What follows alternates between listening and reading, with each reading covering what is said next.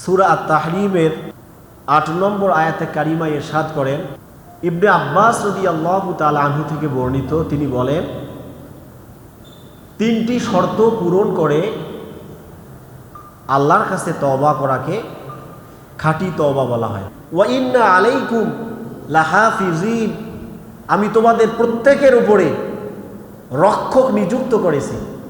কিরামান কাতিবিন, তারা হচ্ছে সম্মানিত লেখকবৃন্দ। ইয়ালামুনা মা তাফআলুন, তোমরা যা করো তা জানার ভিত্তিতে লিপিবদ্ধ করে। সুবহানাল্লাহ। তাহলে ১ নম্বর সাক্ষী কে বলেন তো? ফেরেশতা। ১ নম্বর সাক্ষী কে? ফেরেশতা। আমরা যখন কোনো গুনাহ করি, ওই গুনাহটা ফেরেশতারা কি করে? লিপিবদ্ধ করে। ২ নম্বরের সাক্ষী হচ্ছে জমিন। আমরা যে জায়গায় বসে গুনাহ করি, গুনাহটা ছোট হোক আর বড় হোক, সঙ্গে সঙ্গে সেই জায়গাটা গুনাহের সাক্ষী হয়ে যায়। গুনাহের কি হয়ে যায়? সাক্ষী হয়ে যায়। কিয়ামতের দিন আল্লাহ পাক রব্বুল আলামিন জমিনকে যখন আদেশ করবেন, জমিন তুমি তোমার বৃত্তান্ত বর্ণনা করো, তোমার উপরে আমার বান্দারা কি করেছে এটা তুমি প্রকাশ করে দাও। তখন জমিন সব কিছু প্রকাশ করে দেবে, খুলে খুলে বর্ণনা করবে, আপনি আমি জমিনে বসে কি অন্যায় করেছি, কি অপরাধ করেছি। কথা বলেন ঠিক কিনা?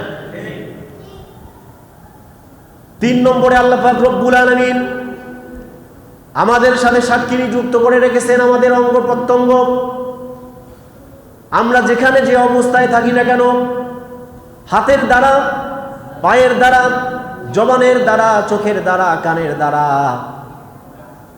অথবা অন্তরের দ্বারা যখন কোনো গুনাহ করে থাকি, সঙ্গে সঙ্গে আমাদের অঙ্গ প্রত্যঙ্গ তার সাক্ষী হয়ে যায়।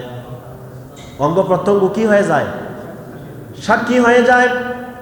কিয়ামতের দিন আমাদের গুনাহগুলো যখন আমাদের সামনে পেশ করা হবে, দুনিয়ায় যেমন জবান দিয়ে কথা বলতেছি, সেই দিন আমরাও জবান দিয়ে কথা বলবো। আল্লাহ রব্বুল আলামিন যখন আমাদের আমল নামাগুলো আমাদেরকে দেখাবেন, আমাদের গুনাহগুলো আমাদেরকে দেখাবেন, তখন আমরা গুনাহ দেখে ভয় পাবো আর বুঝতে পারবো আমাদের শাস্তি নির্ধারিত হয়ে গেছে, আমাদেরকে জাহান্নামের আগুনে জ্বলতে হবে। কারণ আমাদের সমস্ত অপরাধ, আমাদের সমস্ত গুনাহের কথা রব্বুল আলামিন জেনে গেছেন। আমাদের গুনাহগুলো আল্লাহর কাছে জমা হয়ে গেছে, আমাদের আর বাঁচার কোনো পথ নাই। এই জন্য গুনাহগারেরা বাঁচার জন্য মিথ্যা বলতে থাকবে, না না আমি এই গুনাহটা করি নাই, ওই গুনাহটা করি নাই, এটা আমার দ্বারা প্রকাশ পায় নাই, এগুলো আমার কাজ ছিল না।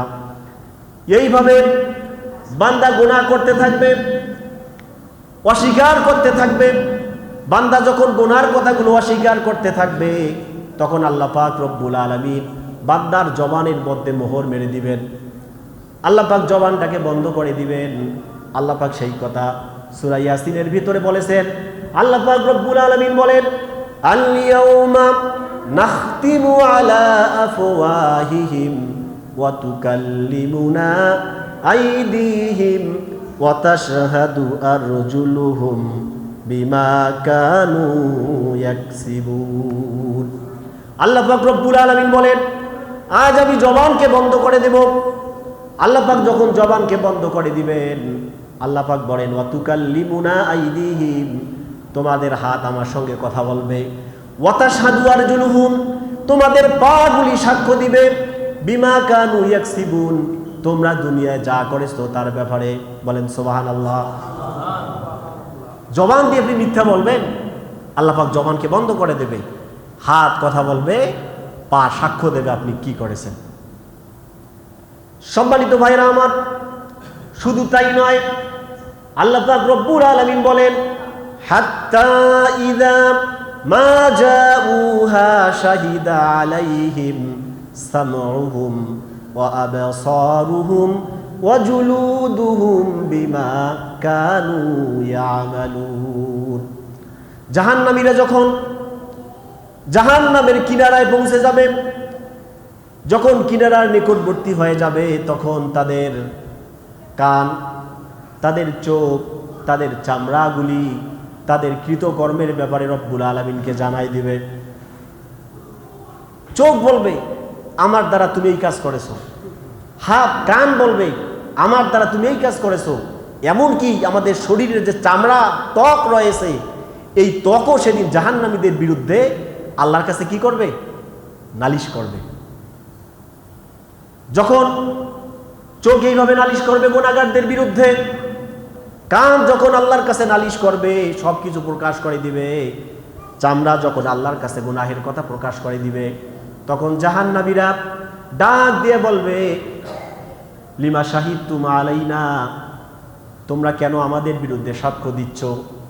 আমরা তো দুনিয়ায় তোমাকে ভালো রাখার জন্য অনেক চেষ্টা করেছি, তোমার উপরে তেল মালিশ করেছি, কত দামি দামি জিনিস তোমাকে দিয়ে তোমার উপরে ব্যবহার করেছি, তোমাকে ভালো রাখার সব সময় চেষ্টা করেছি, তুমি কেন আমাদের বিরুদ্ধে সাক্ষী দিচ্ছ?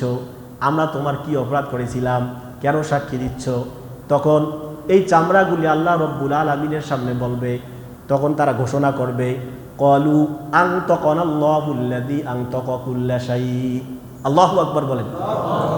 চামড়াগুলো তখন জাহান্নামীদেরকে বলতে থাকবে, ক্বালু আনতাকানাল্লাহ, আজকে তো আল্লাহ পাক রব্বুল আলামিন আমাদেরকে কথা বলার সুযোগ দিয়েছেন, যেইভাবে দুনিয়ায় তিনি সব কিছুকে কথা বলার শক্তি দিয়েছিল। বলেন সুবহানাল্লাহ।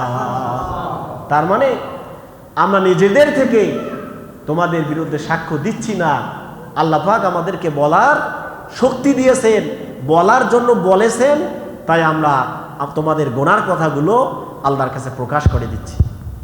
সম্মানিত ভাইরা আমার, তাহলে গুনাহের সাক্ষী কয়টা? তিনটা, ফেরেশতা, জমিন আর আমাদের অঙ্গ প্রত্যঙ্গ। অঙ্গ প্রত্যঙ্গের মধ্যে পাঁচটা অঙ্গ প্রত্যঙ্গ, জোরে বলেন কয়টা? হাত, পা, কান, চোখ, চামড়া। কটা হয়েছে? এগুলো আমাদের সাথে আছে না নাই? জোরে বলেন আছে।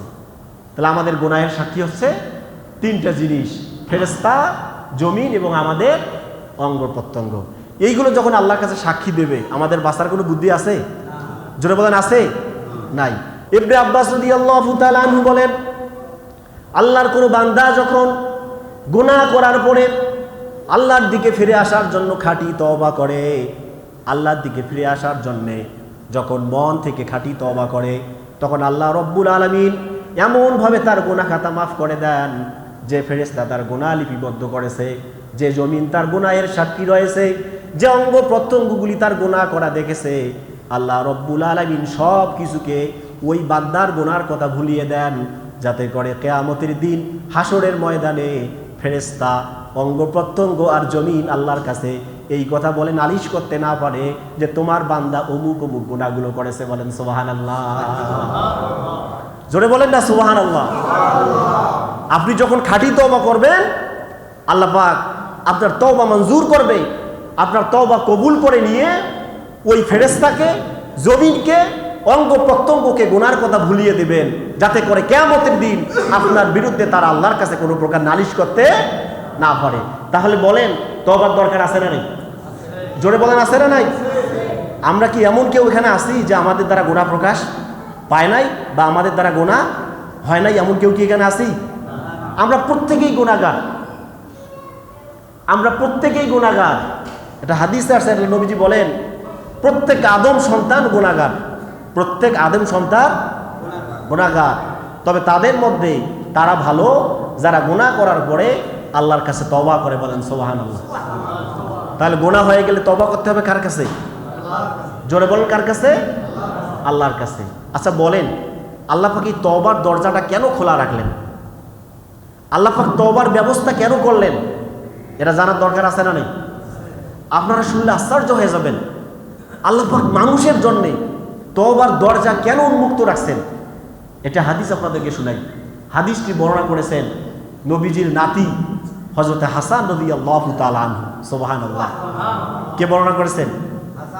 নবীজির নাতি হযরত হাসান রাদিয়াল্লাহু তাআলা আনহু। তিনি বলেন, আমি নবীজি সাল্লাল্লাহু আলাইহি ওয়াসাল্লামকে বলতে শুনেছি, আল্লাহ পাক কেন তওবার দরজা আমাদের জন্য খোলা রাখছেন? আল্লাহ পাক রব্বুল আলামিন যখন ইবলিসকে বললেন যে তুমি আদমকে সিজদা করো, বলেন ইবলিস কি সিজদা করছে?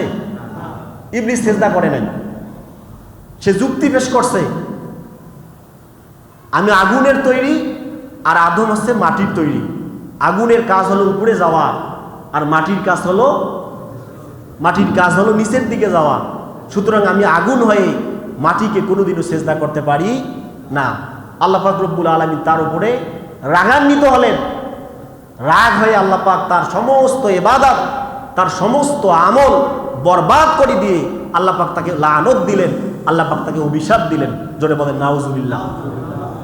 আল্লাহ পাক রব্বুল আলামিন ইবলিসের উপরে রাগ হয়ে, আল্লাহ পাক রব্বুল আলামিন ইবলিসের উপরে নারাজ হয়ে আল্লাহ পাক যখন ইবলিসকে লানত প্রাপ্ত করলেন, আল্লাহ পাক যখন ইবলিসকে অভিশাপ দিলেন, তখন ইবলিস আকাশ থেকে নিচে নেমে আসলো। ইবলিস যখন তার পথ থেকে বহিষ্কৃত হলো, বহিষ্কৃত হওয়ার পরে ইবলিস বুঝতে পারলো আমি তো এই আদমের কারণে বহিষ্কৃত হলাম, আমার জীবনের সমস্ত আমলগুলো বরবাদ হয়ে গেল, আমি এই মানুষকে কোনোদিনও ছাড়বো না। যে সঙ্গে সঙ্গে রব্বুল আলামিনকে জানাই দিল আল্লাহ যে আদমের কারণে আমি লানত প্রাপ্ত হলাম, অভিশপ্ত হলাম, যে আদমের কারণে আমার সমস্ত মর্যাদা নষ্ট হয়ে গেল, যে আদমের কারণে আমার মর্যাদা নষ্ট হয়ে গেল। আপনার ইজ্জতের কসম, আপনার আজমতের কসম, আপনার সম্মানের কসম, যতদিন পর্যন্ত এই আদমের ভিতরে জীবন থাকবে ততদিন পর্যন্ত আমি তাদেরকে জাহান্নামী বানানোর, গোমরাহ করার চেষ্টা করতেই থাকবো। বলেন নাউজুবিল্লাহ। বলতেছে যে আদমের কারণে আমি শয়তান হয়েছি, লানত প্রাপ্ত হয়েছি, বিতাড়িত হয়েছি।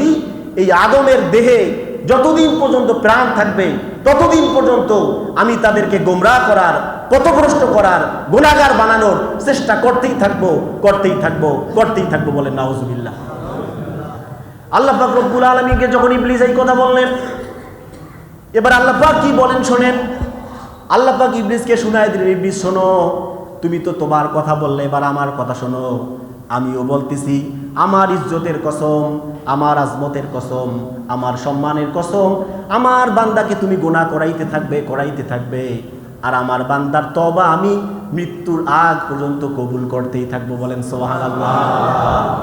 আমার বান্দা তওবার পিরিয়ড হলো মুমূর্ষ হওয়ার আগ পর্যন্ত গুনাহ করাইতে করাইতে তুমি আমার বান্দাদেরকে জাহান্নামের কিনারা পর্যন্ত পৌঁছাই দিবে। সেই জায়গায় গিয়ে যদি আমার বান্দা আমার কাছে তওবা করে, আমার দিকে ফিরে আসে, আমি রব্বুল আলামিন আমার বান্দাকে আকাশ পরিমাণ ক্ষমা নিয়ে গিয়ে ক্ষমা করে দেবো। বলেন সুবহানাল্লাহ। এই জন্যতে আল্লাহ পাক আমাদের জন্য তওবার দরজাকে খোলা রেখেছেন। সুবহানাল্লাহ। ইবলিস চ্যালেঞ্জ করেছিল আমি তাদেরকে ধ্বংস করে ফেলবো। আল্লাহ পাক রব্বুল আলামিন আমাদেরকে ধ্বংসের হাত থেকে বাঁচানোর জন্যে, জাহান্নাম থেকে বাঁচানোর জন্যে তওবার দরজাকে উন্মুক্ত করেছেন। বলেন সুবহানাল্লাহ। জোরে বলেন না সুবহানাল্লাহ। সম্মানিত ভাইরা আমার, শুধু তাই না, তওবার দরজাকে আল্লাহ পাক উন্মুক্ত করে আমাদের জান্নাতে যাওয়ার ব্যবস্থা করেছেন। সেই সাথে উম্মতে মুহাম্মাদি হওয়ার কারণে, মুহাম্মদ সাল্লাল্লাহু আলাইহি ওয়াসাল্লামের উম্মত হওয়ার কারণে আল্লাহ রব্বুল আলামিন আমাদের জন্য তওবাকে সহজ করে দিয়েছেন। বলেন সুবহানাল্লাহ। আমাদের জন্য তওবা এত সহজ, অন্য কোনো উম্মতের জন্য তওবা এত সহজ ছিল না। সম্মানিত ভাইরা আমার, পূর্ববর্তী নবীর উম্মতের তওবা কেমন ছিল জানেন? তারা যখন কোনো গুনাহ করত তখন আল্লাহ পাক তাদের তওবাটা এরকম হতো, আল্লাহ পাক তাদের হালাল জিনিসকে হারাম করে দিতেন। এটা ছিল তাদের তওবা, এটা ছিল তাদের কি?